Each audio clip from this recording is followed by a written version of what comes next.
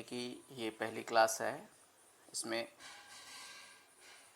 हम 10 क्वेश्चन पे चर्चा करेंगे और ये 10 क्वेश्चन हैं चुने हुए 60 क्वेश्चनों में से, प्रश्नों में से।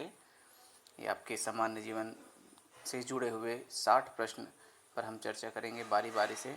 हर क्लास में हम 10-10 प्रश्न पर चर्चा करेंगे। तो देखते हैं पहला प्रश्न, हफ्ते में कितने दिन होते हैं? तो जानते हैं आप लोग कितने दिन होते हैं? 7 दिन। जी हाँ। अब दूसरा प्रश्न, एक महीने में कितने सप्ताह होते हैं? तो एक महीने में लगभग 30 दिन होते हैं और हर सप्ताह में 7 दिन। तो इस हिसाब से आप भाग करके देख सकते हैं तो आपको पता चल जाएगा कि एक महीने में 4 सप्ताह होंगे। चलिए आगे बढ़ते हैं। तीसरा प्रश्न है, साल में कितने महीने होते हैं? तो साल में कुल 12 महीने होते हैं और 12 महीनों के नाम भी आपको याद होंगे। आगे बढ़ें। अब चौथा प्रश्न, साल में कितने दिन होते हैं? तो ये भी प्रश्न अच्छा है।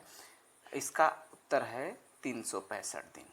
लेकिन ध्यान देने वाली बात यह है कि हर 3 साल के बाद चौथे साल, जिसको हम लीप वर्ष कहते हैं, उसमें एक दिन एक्स्ट्रा हो जाता है, तो वो हो जाता है 366 दिन।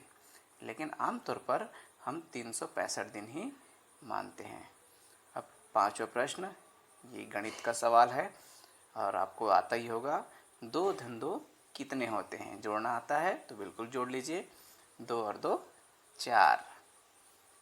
छठवां प्रश्न है, फरवरी के बाद कौन सा महीना आता है?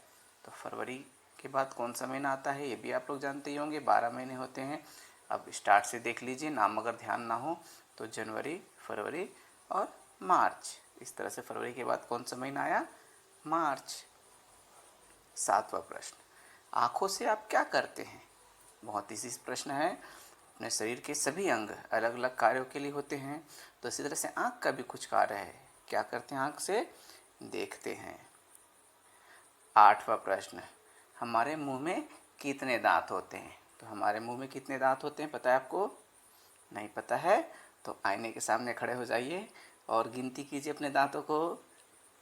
हाँ, कितने दांत दिखे? 32 दांत होते हैं। नौवां प्रश्न, हमारे शरीर में कितनी हड्डियां होती हैं? तो ये थोड़ा सा कठिन सवाल है। क्यों? क्योंकि इसको आप गिनती नहीं कर सकते। दांत को तो गिनती कर लिए। तो हमारे शरीर में कितनी हड्डी होती है? 206। आखिरी प्रश्न है 10वां प्रश्न, आपके दोनों हाथों में कितनी अंगुलियां होती है? तो ये तो और भी प्रश्न, सरल प्रश्न है। आपके दोनों हाथ में कितनी उंगलियां होती है? तो दोनों हाथ को आप गिनती कर लीजिए। एक में होते हैं 5 और दूसरे में भी 5, तो इस तरह से 5-5 हो गए 10। ठीक है बच्चों, तो इसको ध्यान में रखिए, पढ़ाई करिए। अब इसके आगे का प्रश्न नेक्स्ट क्लास में पढ़ते हैं। ठीक है बच्चों, बाय।